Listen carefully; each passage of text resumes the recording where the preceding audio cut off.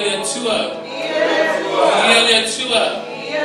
O te mai se mau tau loto mai le tusi a Iakopo e lima fai pe suma tau. O tinga ina eso o tau ina te talo ia. Mo fia ea se tasi ina bese ia. A fai au e fia ia fiafi. Bese me fatasi ma tau ia fiafi. Hallelujah. Melo iai lo luoto tolo au tasia ta toloto. Olo iai a fiango Yehova. Hallelujah. Mas tali tono o iai le anang pa ia menei. Au tatu saoni atu tapua ia ati iai le anang men fa maoni. Ifa manuele atu lau tapo inga. Hallelujah.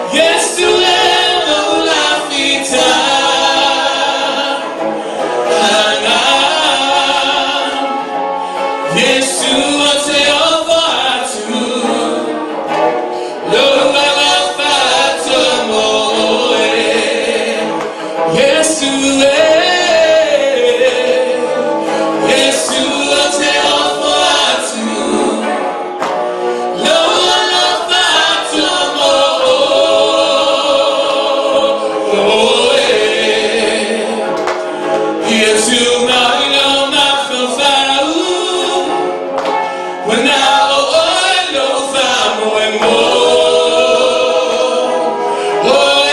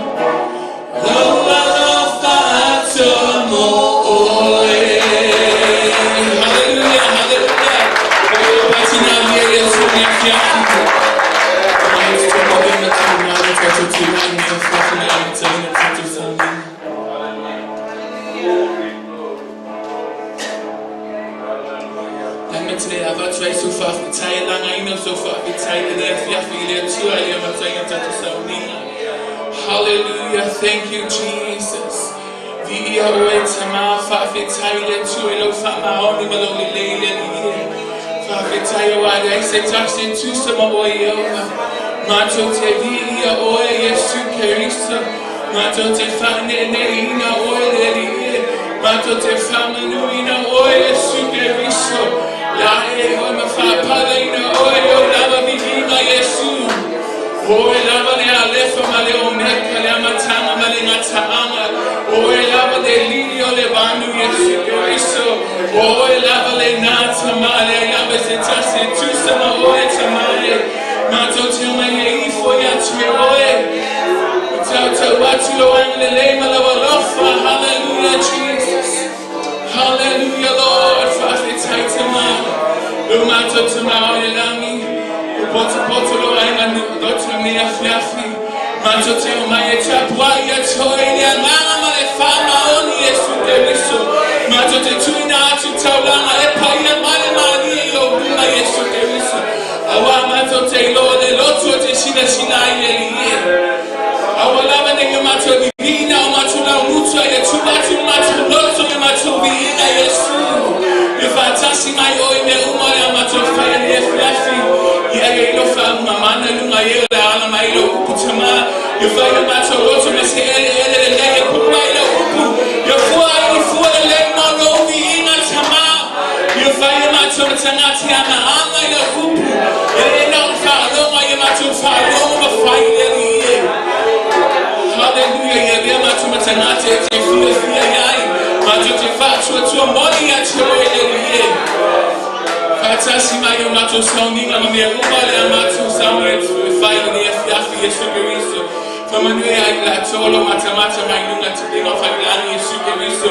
Yo manuia tigla tu ola tu fatasi ma Yesu. Ya vihia ya famanuina ya fale de ina lo suwa fatamai. Awai pa ina matautia shiri shiri. La ilava sitasi tu sama ore tamai. Fatasi ma yo anana pa ina ni ya fiafi de uola matofaya. Ya vihia la oi. Hallelujah, hallelujah, hallelujah, hallelujah. Salamainani, Lomambanu, Hogoma Taisai, Nafayai Meuma, Tana Tauma Ifoatu. Mata uta uloma malu telamaine nani loma malu loma taisa nafaya ai meuma telata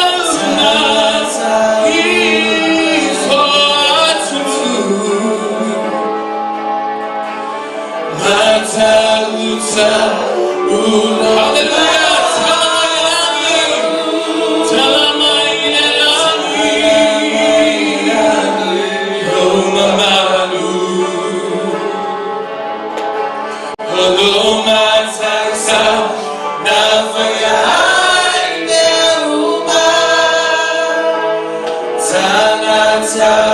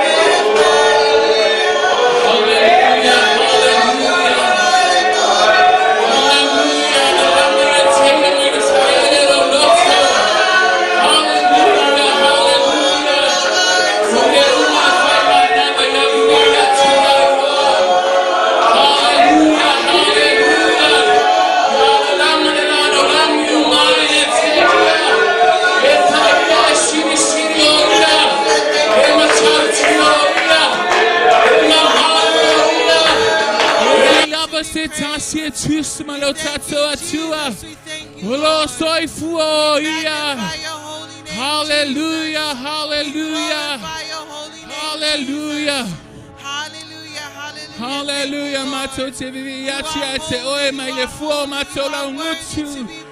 Hallelujah, hallelujah. La eio ia ile viinga. Fa pale ino ia ile viinga. Analeste ono ia tato tele mafuta I fa benei. Hallelujah, hallelujah. Fa fitai tamailo manachumai. Wai e macho e amana io macho tangata Yesu. Hallelujah, hallelujah, Lord. Fa fitai lo alofa muti muti vale lo fo itai au uma Yesu. Fa fitai lo alofa. Elema fire no fa matalaina. Fa fitai lo lele Yesu. Fa fitai tamai. Fa fitai lo alo Yesu gerisa. Fa fitai le nganga pa ia lo macho fesosto anisi. Fa fitai awai te le tu la faino macho tangata. Hallelujah, Jesus. Hallelujah, Lord. Hallelujah. Thank you, Jesus. Hallelujah. Thank you, Jesus. Thank you, Hallelujah. Hallelujah, Father. Hallelujah, Lord. Thank you, Lord.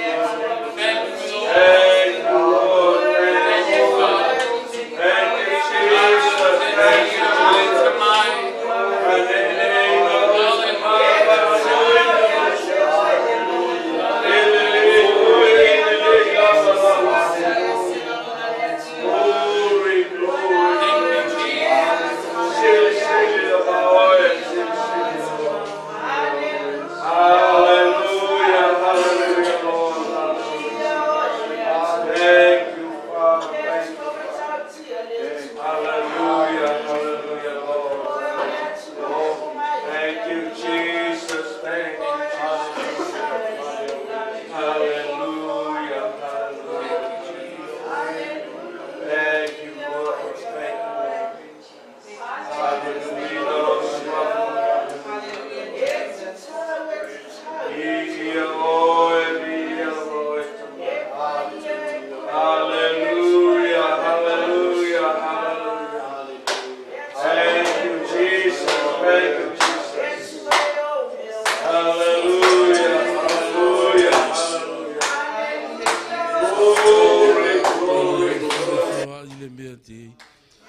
O lo nganga o lo mātou langona ina le ali i e. Awa o le mea i le toa lua toa tolu. E loto i ai le nganga pa ia. E whamaoni oe le atua i la upu. Awa o lo lava le leia e le suia i se meo le ola. E tū mau e whavavau. O lo walofa e tū mau lea le li i e. Awa o le atua lava laua fio mai le vavau. E o lava i le whavavau. O le a lefa ma le o meka. O le a matanga ma le ngataanga o mea umana whaia. E vi ia lo suafa e whavavau. Whawhetai ia wanoa ua maua lea li i e. E ui na whaamata e wālata lata le tae ao e le afi afi. Ai whawhitai e tele i tu au noina i mātou. O awa noa ua e tatala. Ua whai mo i mātou te au nai a te oi ala i au vi inga. Whai taulanga i lo suafa. Awa e tatau i ai vi inga umalawa. Whamanuia la mātou mawhitanga. Ta māmatina mātutua.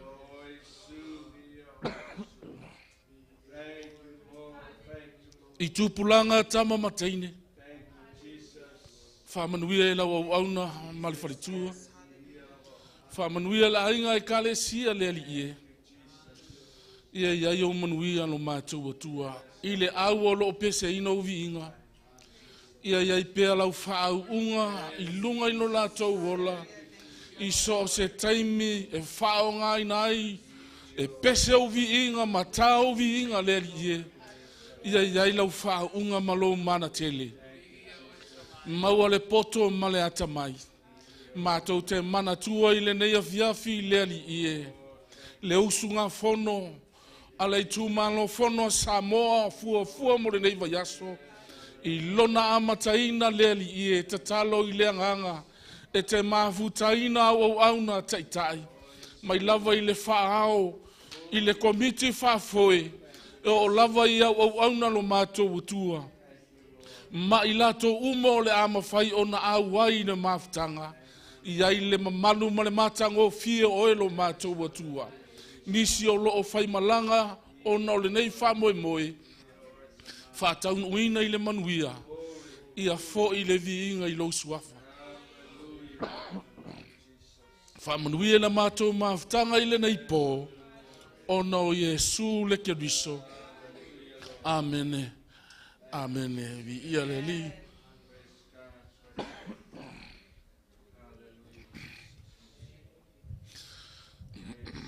Elelei, telele atua. Nga tātou pese mai ai. Ta awa whamle mole. Elelei, telele atua.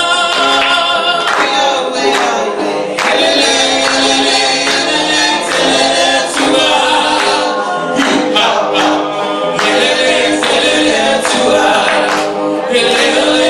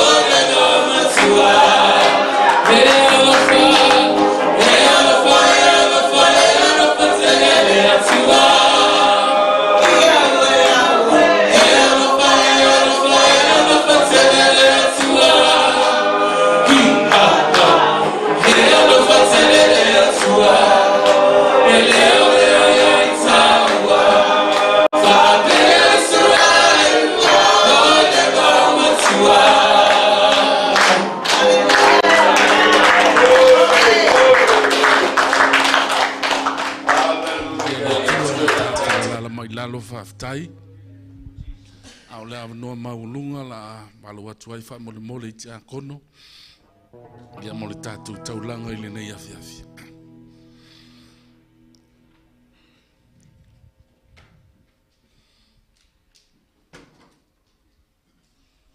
O le taulanga tasi le vaenga o le au aunanga. O lau tāpua inga i te osi taulanga ai i le atua. I tupe ua maua o se vaenga i te toi ofo ina e te whai taulanga ai i le atua. Lana au auna ia tā vita, wha mole mole, na ti tatalo e wha pa ia le tātou taulanga i le neipo.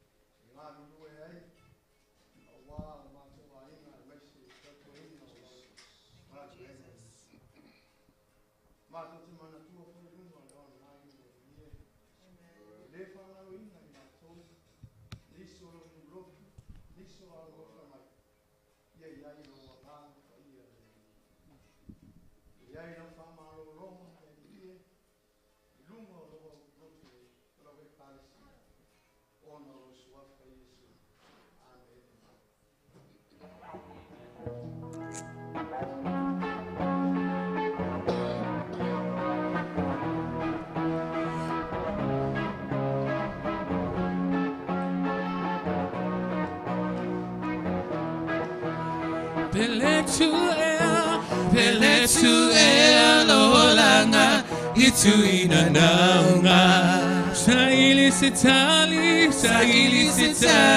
emali e loloto aile mawa Ona le nei la lolangi watu mui whaingata Wa fai ma fa lave ilo olaga Pese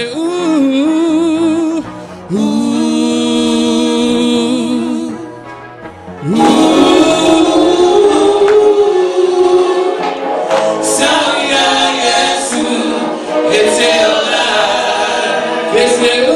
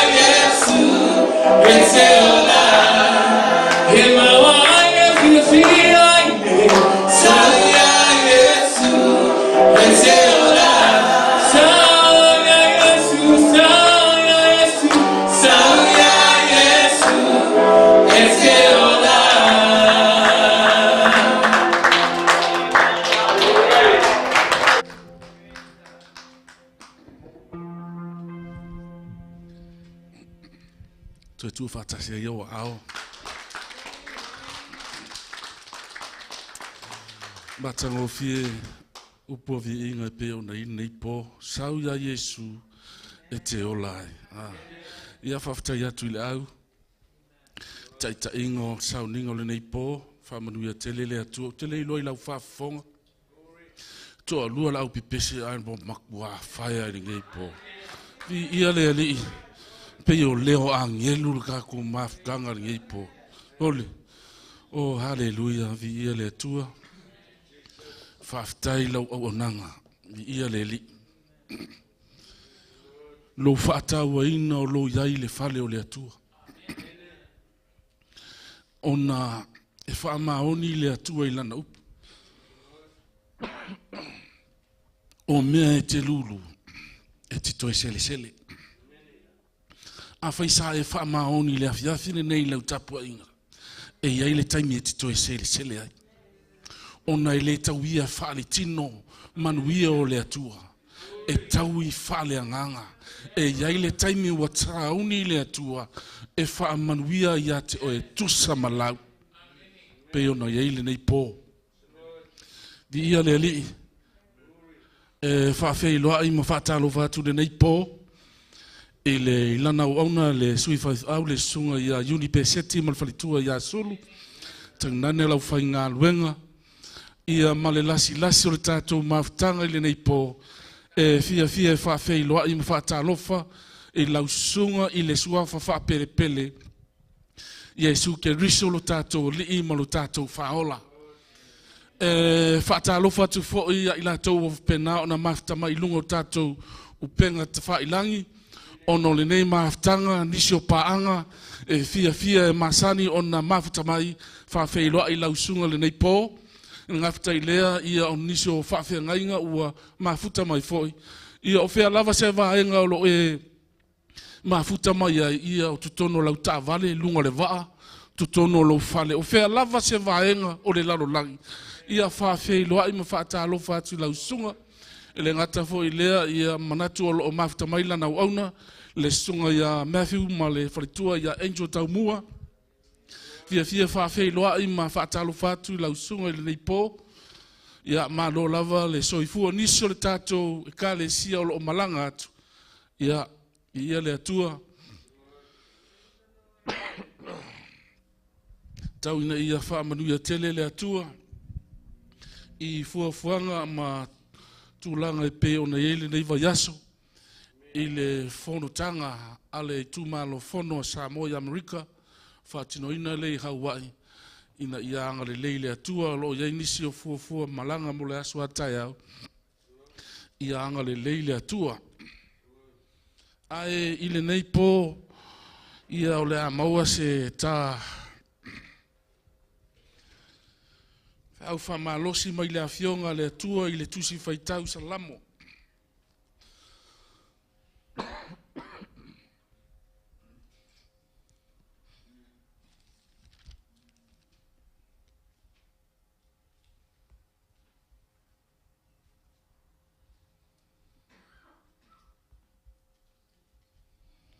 Salamo e lua sifunu ma le fitu. I le whaiupu e sifunu ma le tasi.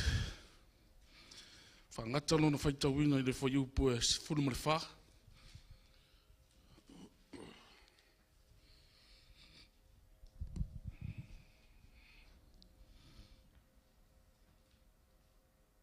E whawhitai le atua. Ona o le nama noa. Whawhitai lana uauna ona o lana tuafinga. O se awa noa ua mawhai ona o maua o te au auna, o te whisoa soani ai a te oe e ala i le upua le atua, vi ia le atua o no le awa noa. Ai salamo lua sifunu ma le fitu i le whaiupu e sifulu ma le tasi.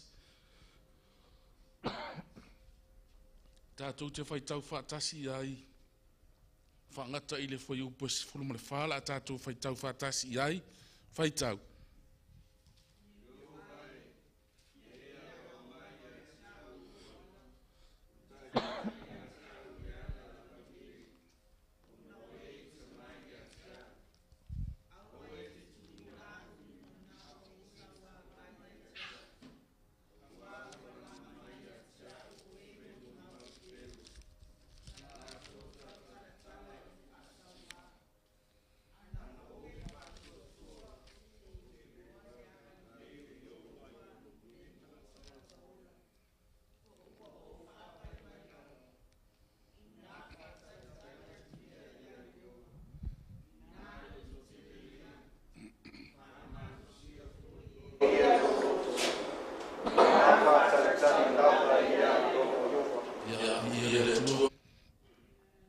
Whamanuia le atua I le whawhonga ina o ana fionga I le neipo. Ie o vai, ia e a o mai a te au. Tai au I le ala lau lelei. Ona o e ua ita mai a te au. Ie o vai, ia e a o mai I a te au I lo wala. Tai a te au I le ala lau lelei. Ona o e ita mai I a te au. O upu ia ta vita. Na vala awai I lona atua. A o si o mia ta vita e ona fili. O tangata e ita ia te ia. O e fasa wama fia fasioti ia ta vita. Na vala awai ta vita I le atua. E ui na ilo e ta vita. E tele ala o le lalolangi. A e natasi le ala na manao iai ta vita. Na o ala o le atua.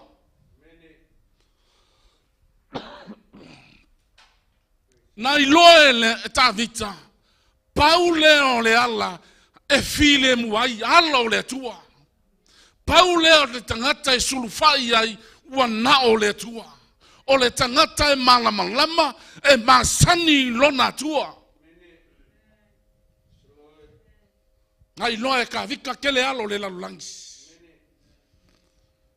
Ai ngā mauki ngoa e ka vika. Kasi ale alo ki mga oai. Ngā wala o le kua. O ala o le atua e ai le file mu. O ala o le atua e savavali I le alofa. E whaia mea uma I le wha maoni. E whaia mea uma e savali ma le loto maua lalo. E au auna I le atua ma le loto fia. O ai le tangata I tamai, o ai le tangata I whaasea mai, e fia e au aunga I le akua. Ai le whai upo e se furu ma le wha, ngai wha uma I ai le muka upulia. Haleluia. I nā wha talitali ia Yehova. Loko kele, awa o Yehova, nga ke wha malo sia kako. Pe a whai kako ke wha karikari I a Yehova. O le sa vali le fia momoli matufa I le neipo. O se sa vali to e wha manatu. To e lalanga ina ailo fina ngalo o le tangata au auna. Le tangata ngā lue I le atua. O lo moli mau le tuspa ia. O watato iai I taimi muri. O se fe au le fia momoli. O se fe au fa mawhana. Fe au fa loto tele. Fe au to fa malos. Fe au to fa iloi a te oe. Ku mau I le akua I le whakua kua.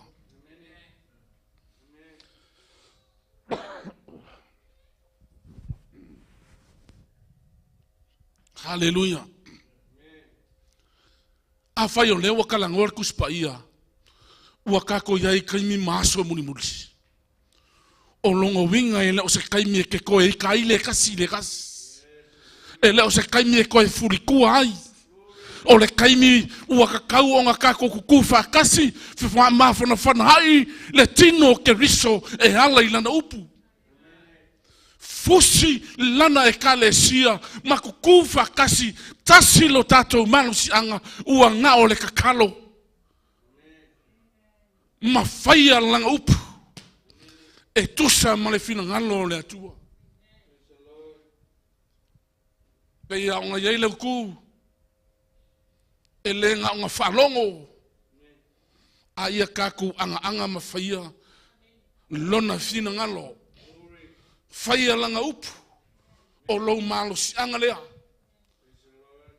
O lou whaia le upu a le atua. Ku mau I le whakua kua. Whakasi malau kakalo. O au penga sili a ia o ngā maka. o ngā malosi mo le kerisiano. Ai o le whiau le fia mo mori ngipo. Whaupuinga e whapea ku mau. Whakua kua. Whakalikali i a Iova. I kaime whainga ka. Whakua kua. Ma whakalikali i a Iova. Kaime whainga ka. Kaime ua so wā ile fō launga. Kaime ua le mautonu ai so manatu. Taimi ua luluina ai to tono lo ainga. I pua ngā ma whainga tā. O le whiau le toi fia whamalosi ku mau. Whakua kua ma whakalikali i a Iova. I kaime whainga ka. Ua kele mea ua kukupu. I le ola ma le kako si o manga. Ae kasi lea vaenga. O mea ua vai ai le savalinga a le isi kerisiango. O mea ua kukupu.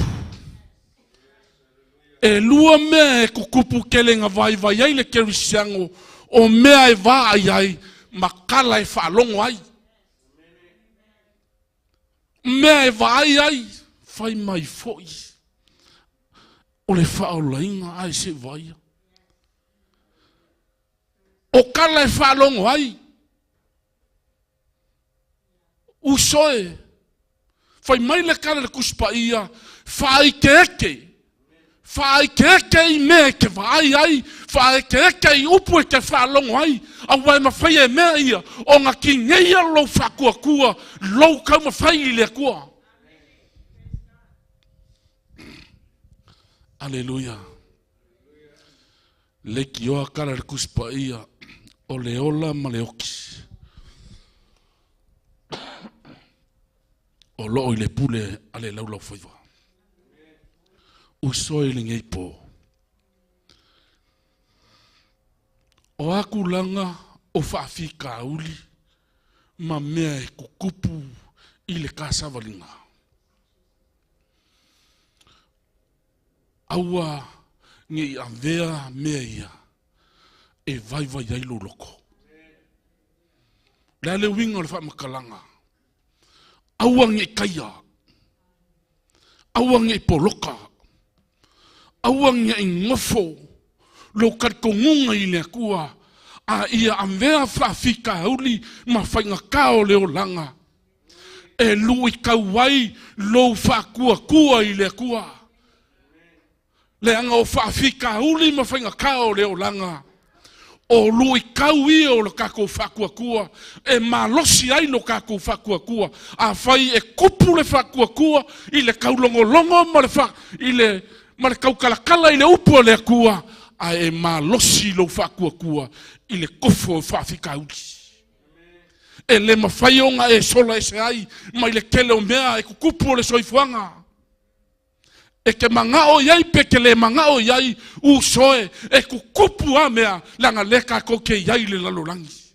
Ai aua ne ngalo o le ka oko i le upu le kua le malo sianga ma le ala fua ka ko ke feia ka ko ke ku mawai le whakua kua. E le mawhaia e se mea nga vesea lo fia i le kua. Hallelujah.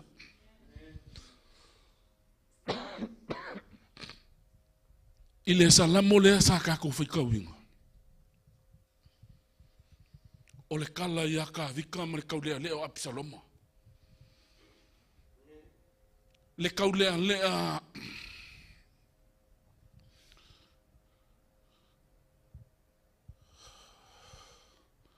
nga ia fōu vale i longa kama. Fasili au pule. I kui.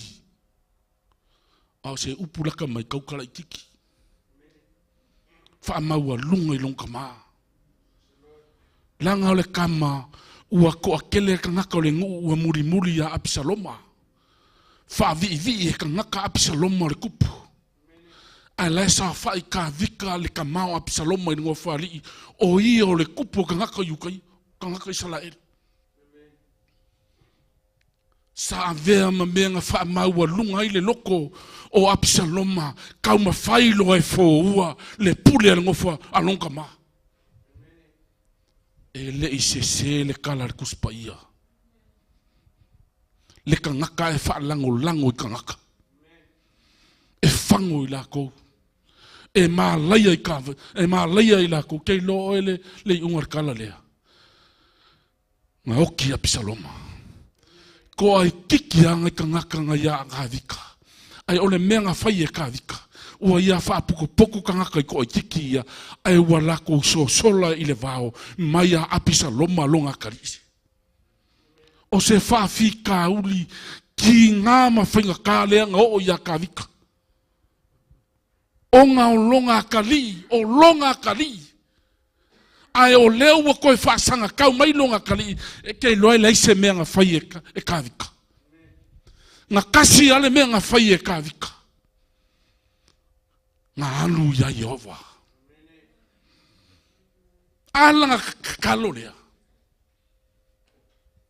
Yehova e. A o mai au ke au i o wala. Inga ia ke au le alofa. Inga ia ke au le loko whamangalo. O ke alofa i lo wakali. O ke whamangalo i lo wakali. Ia ke au le loko maualalo. Loko ka mai e le alofa. Ngalo ia Apisaloma. O longa ka mao ka vika. E le ngaka o ia o le kupu. A o le koa. Koa. O le koa o Israelu. Wai whaanongo le kalavo i lea. Lea ngā langi ai a pese a whawhinge. Whai mai ua whasi e saulo le afe. Ai whasi e ka vika le se furu afe. Mafu anga ki ngā ile loko saulo. Ka mo whai e kuri loa ia ka vika e whasi oksi. Ai sola ka vika. Ele i sola o le palais. Ai ngā sola e le manga au e kaui masui i le ka ngaka ua wha winga i le kua. Saulo. Hallelujah.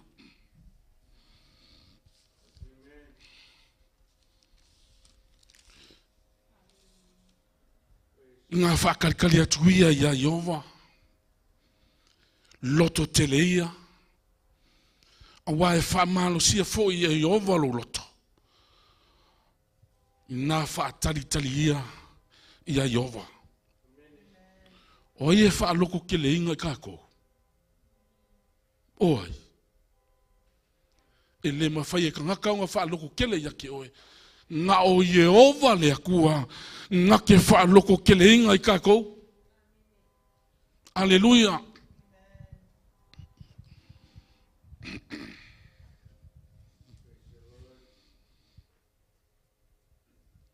Isaia e fase fulu. Whaiu puesu korukasi. Au e whakarikari ia Yehova. E whawhawina lo latou manos. Si ia o latou apa au e peo laiko. Lako ke sawa vali. E le vai. E whemu e le ki ngainga. Wai vai momorkanga ka momoi. E ka kaunga ki ngainga. Le ka ngaka whakarikari pe ka moea. Pe sa valia. Ai whakarikari a Yehova. Se le la ngonga songa vai. Kaimi umalava. So se kaimi apakai fuai longa kingo. Se whalongo e whawinga longa malosi. O longa malosi peo. Ale apa au o rea heko e si hae. Whakusa iai le kusikala. Le malosi o le kangaka. Ai whaalango i le kua. Ma whakarikari i le kua. Peke sa vali, peke ko anga mai i le whonga kalo. E alu wailo malosi, se ke le vai, e le ki ngā inga oe. Ai whaamalosi alo whakua i le kua. Mai whea. Mai le nganga o le kua. Hallelujah.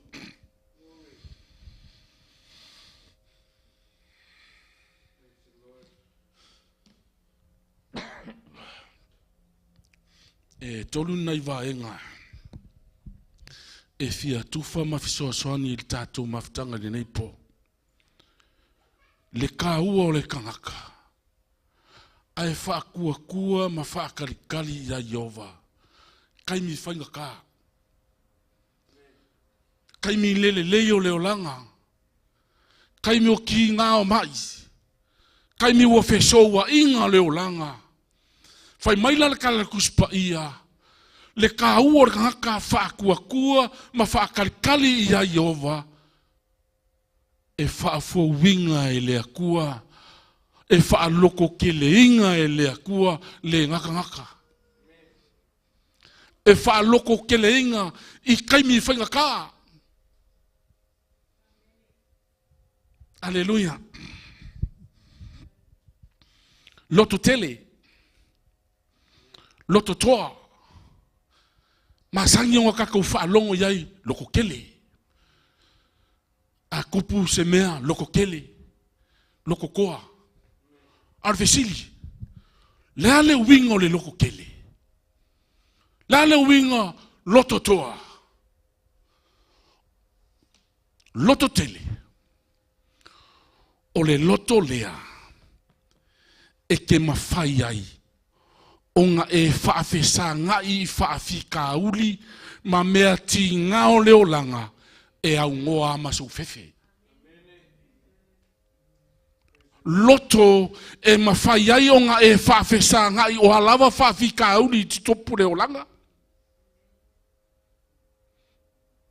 A e moe e ke whaasanga i leisi ku whaalawe lawe o le ainga o le kamaa.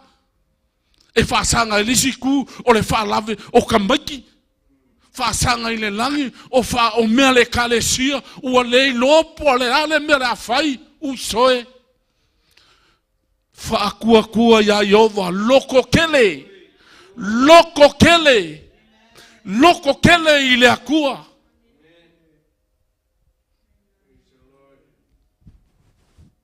Aisea. Loko kele langa kako ke mawhaia mea uma e leo kako a o le akua ngai kukongo oi. O le akua le kukongo ia ke au se kako ke mawhaia ai o ngā whakingo mea o le ase mea ke le se mawhaia o ngā kako whaia. Whai mai Jesu whaakuakua e ke kaukala i le maunga ke le lale. E mingoi le sami e mingoi. Ai o le alofa ku ngoa le akua e ke savali ai i le afi ke le mu. E ke savali i le vaikafe e le lofia e ke le malemo ai sea le alofa ku ngoa le akua. Ke lo e ke le alofa ku ngoa le akua. Amene. E fo wai e le akua lona alofa tu noa i e ua whaamawalalo. Ko angala ia wha mawalalo a e fia vai a pea le alofa ku ngoa le akua loko mawalalo a o le loko wha mawalunga o le loto lea e te te hai le atua a o le loto mawalalo e fawai e le atua lona alofa tu noa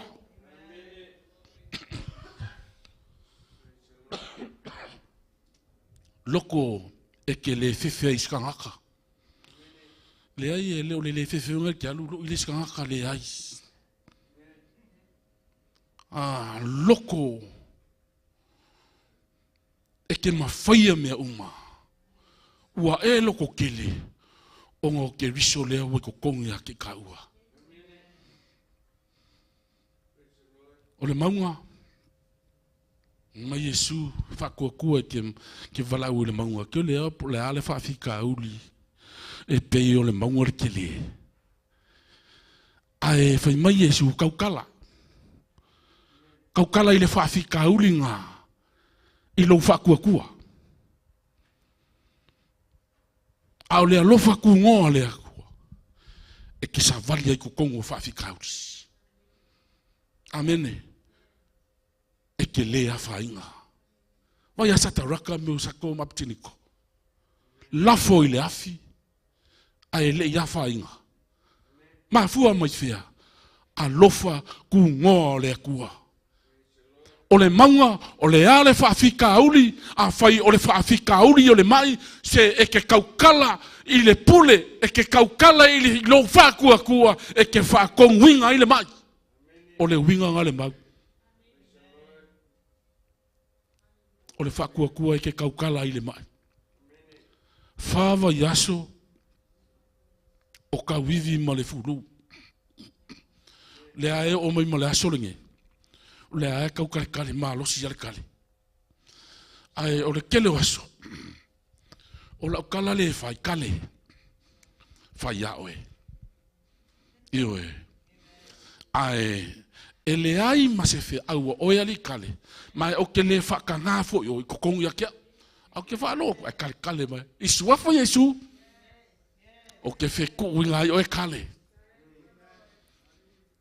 Kau kala i no wha kua. So le, e leo se kala wha ngongo kala ia. O kala i mawhaionga e whaia. A whaia ke kile wa yaku i kukongo lau wha ngau. E ke wa yaku me kukupu. E ke kau kala i le suafo o Yesu.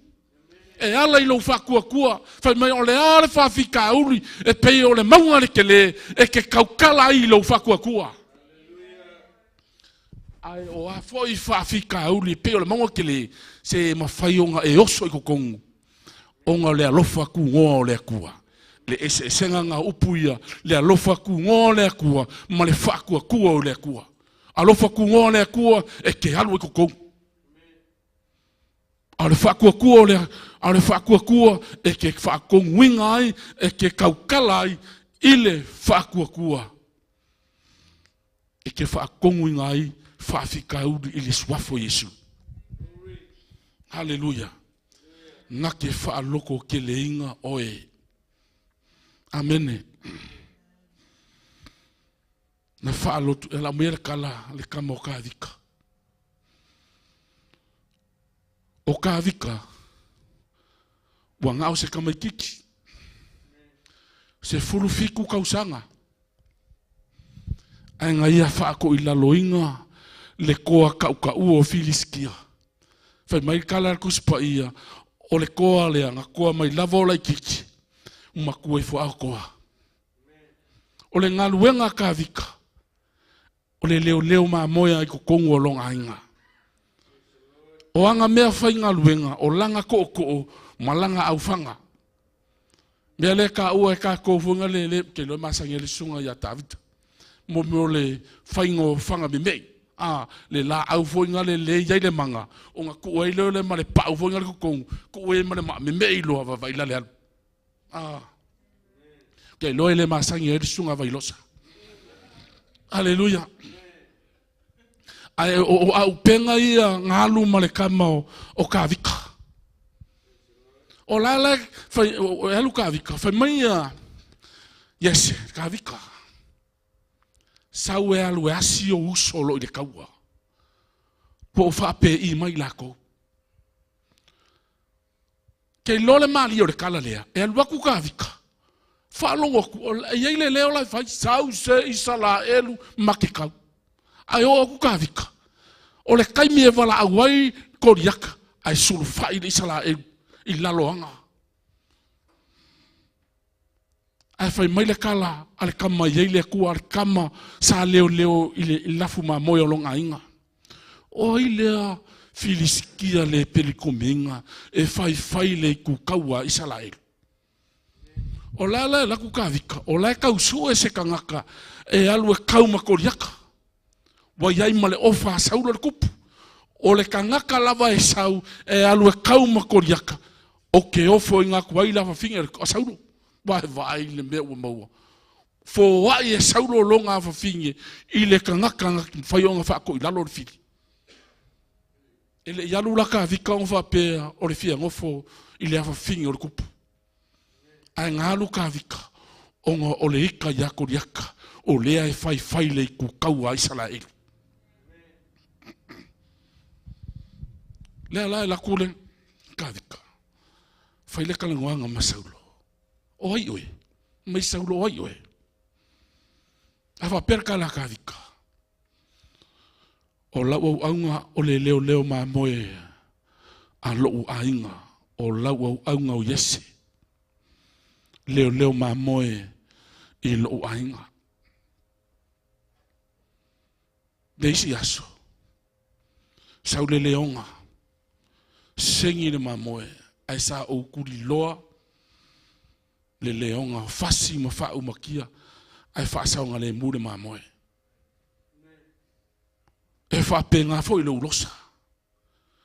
Wa sau wa ia sa kia le lafu. Sengi le ma moe wa sola. Ai o kuri loa i le ulosa. Fasi ma fa umakia. Nguki o lima. Saulo. E fa penga fo i. Mea o ke whaia. I le la filiskia. Ma fua mai fea. Le kangaka ua faa loko ke le inga i le akua longo loko. I le koe fefe i se kangaka. Nei loa sauro wale lei. Ia amaya ua fukau, ia ora kaimilea. Ngar se furu fiku kau sangar kama. Saulo le kupu kingo lolo wa pau kingo ese ale ko kongo i salailu. Ngau saulo. Makua le fikau ia of kau le kingo saulo, kingo ka vika. Le masangi ka vika yofu ia. Ka kia la koanga le kala. Ai sa vali ka vika ya kwe kau makoriata. Ai sa fesili ia saulo. O ile la kama. Se akali oi. Hallelujah. Se ole kama kio lau kalavo midway. Hallelujah. Se ole akali o Matthew. E kama kio lau kalavo o le makuari le ia kama ki. E ka ia le mafkanka kalo. O le kalavo makua ma ngai ia le olanga kalavo la. E alu ka vika a leo kalanguar ko po sauru oi. Le akari oi. Ai kei lole mea maa iol kala. E sa vali aku ka vika mga kua leo ka vika leo waku manga o langa ko o ko o. Malanga aufanga. E makua mea maalia ya koriaka langa wa ai mai sole. O le ka mai kiki alu waku ma. O le fasila au. Fai mai la kala koriaka. O le mangaku e o au o se uli e ke sau ai male ngā fasira au. Ngā le uli e whaafefe le fasira au. Ai wale lei, o le aso le ngei, o le a o kui ngā kuai oe, i le la kui ngā kuai lo kingo i mangu fele lei. Whai le kau mafkanga mangu fele lei lo kingo. Kala ka ngaka. Angaka e koa. Koa i le lalo langis. E sau le koa le atua. Ha. Koriata. E ke sau ia te au. I le pelu. Ma lau kao leo leo. Ai o ke aluako ia ke oe. I le suwafo iova. E iai le se sengo upu i e lua. O le upu nga whai mai koriata. Ka vika o le aso le ngei o ke ku ngā kwailo kingo i mangu felelei. Ai whaalongo oi le kala le koa. Le koa le atua. Whai mai tā vita koriata. O le aso fo le nei. O ke kipi e singailo. Koa. Vai le malosi o kangaka. E koa i le akua. Ese ale koa i le kingo, ese le koa i le fina ngalo le kua. E lei se le kala kavika.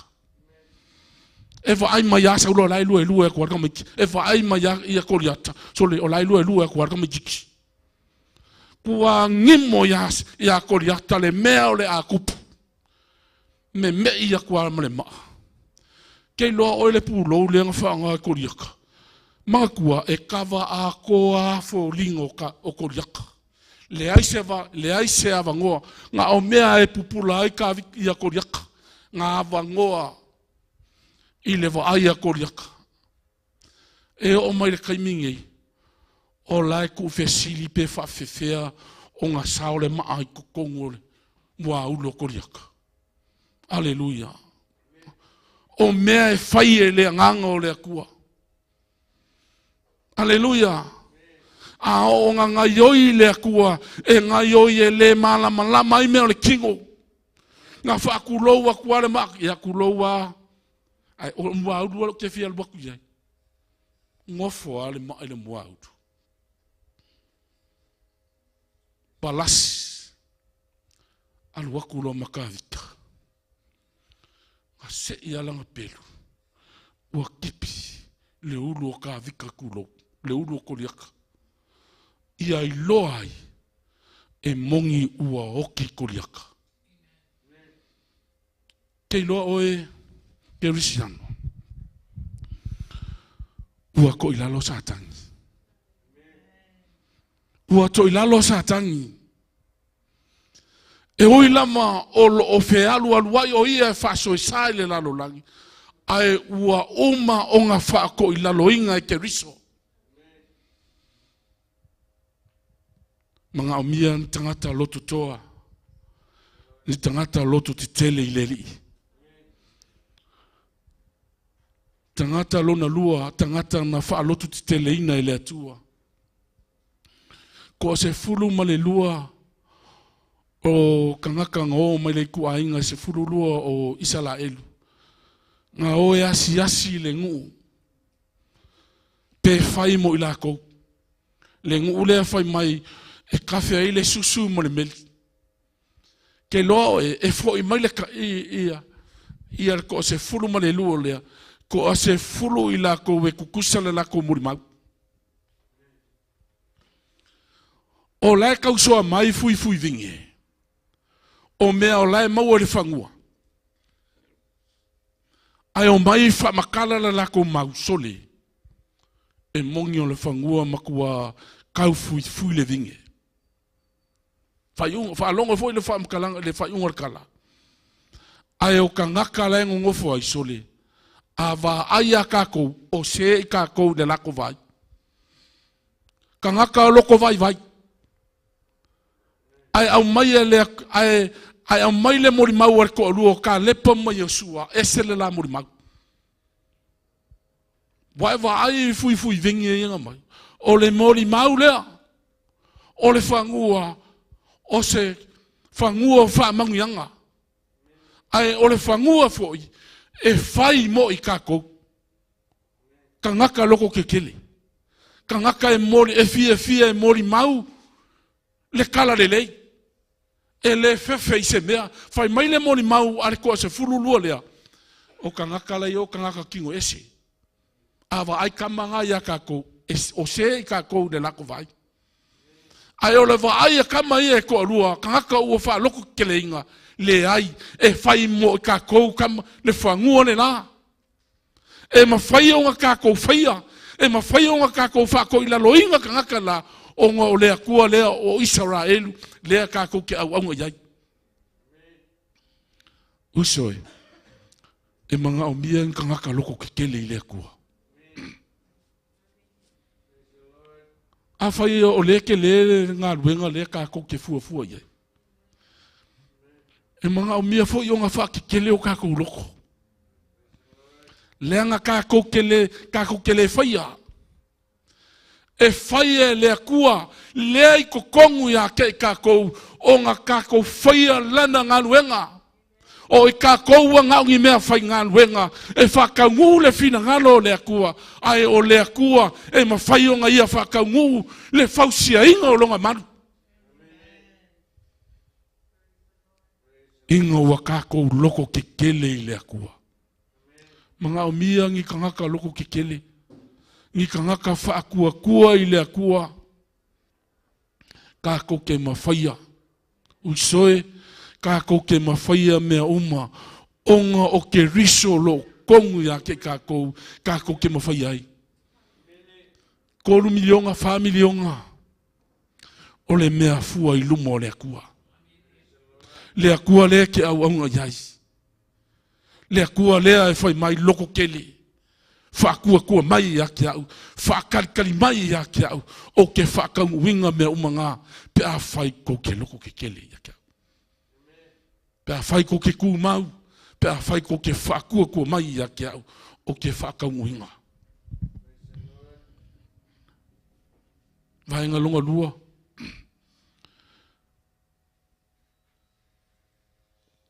Whakua kua. Whakalikali ia Yehova. Ngā ke whafo winga lo malos. I kaimi whinga ka. O awa awhi ka uli. E ka langonga lo malos. Ngā luenga I wha. O lo iai le kala. I a Peteru ma Ioane. Kai minga wha malolo ai e Peteru ma Ioane. Le tangata mai. Le pipili. Le asa ngofo I lumo le malu. Ngā loko kele I la ua ia. E kau whai aku e le aise auro, e le aise ario ia te ima ua. Kasi le mea le ia te ima ua. Ngā ole suwafo Yesu. Ku lai wai malolo. E malolo la le mai. Ai a ami. E le au farasai o ma le au kusupu. I lumo la au Santa Rivi. La ko ke whaia le whamsi ngonga o kawika. Whaia le whamsi ngonga o peke luma yongi. Ai kei loa le kala lea. O le mea ngā wā ai kamaia le nguu ia peke luma yongi. Ngā lako ui loa o kamaia o kamai le yongi a onga. O ka ngaka vale lea I lako. Ai fai mai le kala kuspa ia sa lako wa ai I le wha malosi o pekelu mayoange.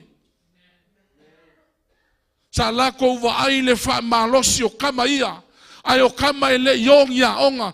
Paule mea ngā wa ai e ka ngaka ia pekelu mayoange. Ongi ka ngaka whaifaiva. Ongi ka ngaka I malama I le ngaka I fale. Ai ngā makua ke I ka ngaka ia. I mea ngā whai e pekeru mayange. Le ngā lulue ma le wha malosi, whai mai ua lako wa ai I le wha malosi o pekeru mayange. Whafo winga lo lako malosi. O le isi mea ngā lako wa ai mai ua lako wofo. Ofo ngō ngaka vale rea. O ngaka le iawa onga. A o mea ia ngā whai e kamalo sole makaukia. Mana mai le atua. Ngā wha malo sia ngā uaunga. Ngā iloa e ka ngaka. Le wha malo si o peke luma yongi. Mai ngā mudi. Wha kua. Wha kalikali a Yehova. Ngā ke au maia lo kākou mangu malo. Aleluia. Aso sā ngā mawai atu na whaamanatu ai. Le koe ku manu malo ke riso. Ua manu malo ke riso. Le au soe le ngei pō le koe whaamanatu.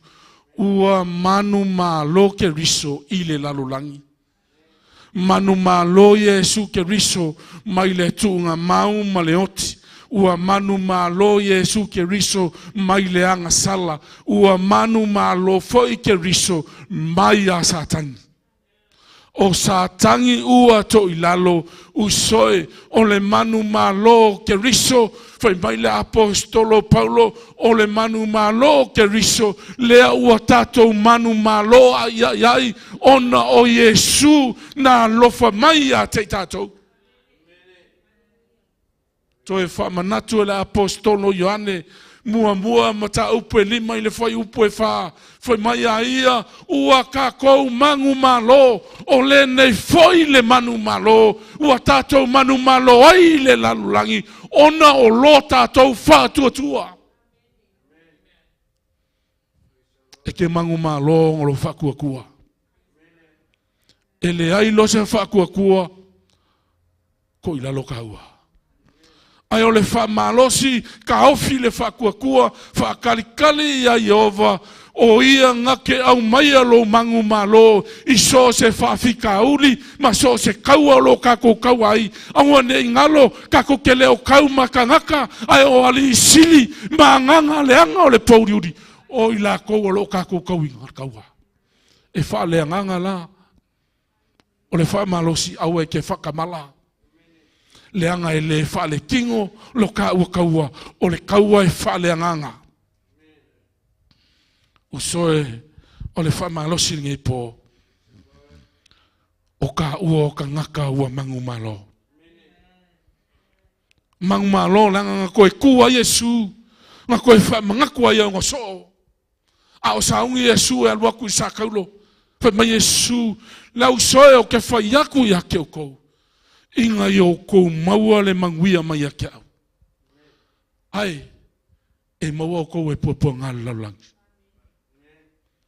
Usoe, loko ke kele, ua o mangu malo I le lanolangi, o le mangu malo leo Yesu, lea ua kako mangu malo ai.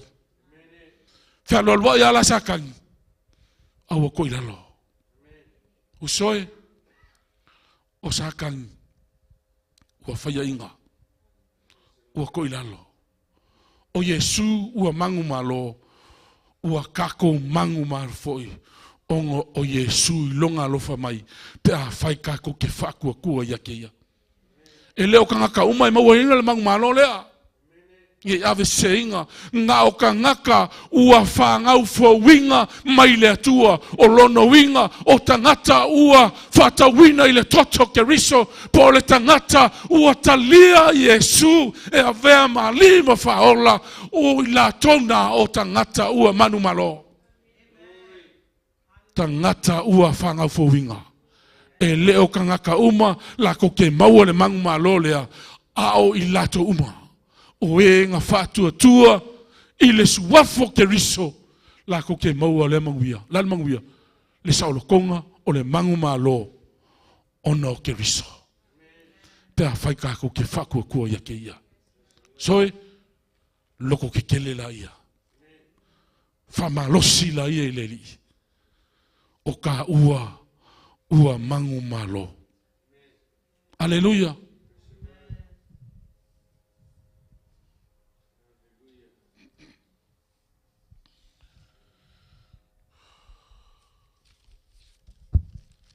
O sa tangi o to ilalo. Ai nga whai e Yesu ngā luenga le linga.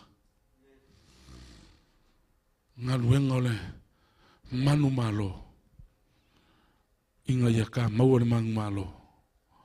Ko whasa loko inga mai kako. Aleluia. Whaftai tele le atua. Ona o la upu pe ona mātou whalongolongo I nei po. Ave o se whamanianga, o se toe whamanatu I lau ainga. Ina iau mātou whātuatua, whātaritali ia te oelo mātuatua. Na te whālotu te tele ina I mātou taimi whangata. Pe so wāle whōlaunga, o oe mawai lo mātou manos. O e foi mātou te manu malo ai, mai mea uma e tutupu I lo mātou ola. Whamanuia I la upu pe ona fola ina I le nei po, whaftai ono Yesu. Amene. Amene. Haleluia la tatutu lai whatasi nei po. Haleluia au pese ai, pese au nei po. Ia o se awa noa e tito e whaftai ai lo watu. Whawhitai ai lona lele. Ona o lona toi whamanatu ia te oe. O lana upu. Aleluia.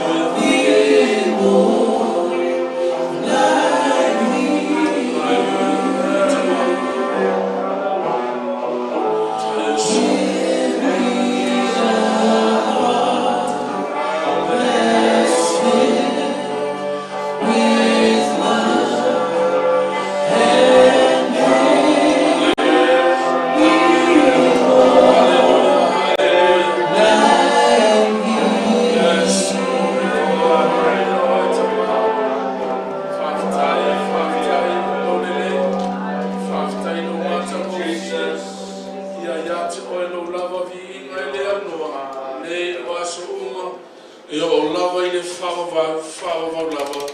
Amen. Amen. Nā tātou lala mai lalo whaafitai.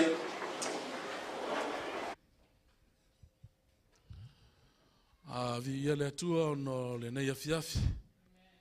Ia avea ia le nei amnoa e whaafitai atua i foi, le tātou mawhtanga. I le whamalosi mai le nei pō, i tūlanga peona i le tātou mawhtanga. Ia e awanoa foi e whātua i le tātou i la tō o mawhta mai lunga o penga whailangi. Ia malo lava le whamalosi, ia malo foi le mawhta mai tusai peona i le nei mawhtanga ala i ana sauninga mai lava di tai au. Ia se ia o mai nei vaenga le afiafi. Ia manuia ia le nei vai aso i fuafuanga mwha moemoenga. Manu teleina ia whātua whāso i fua i le tātou mawhtanga. Ia ai o tātou wholafolanga.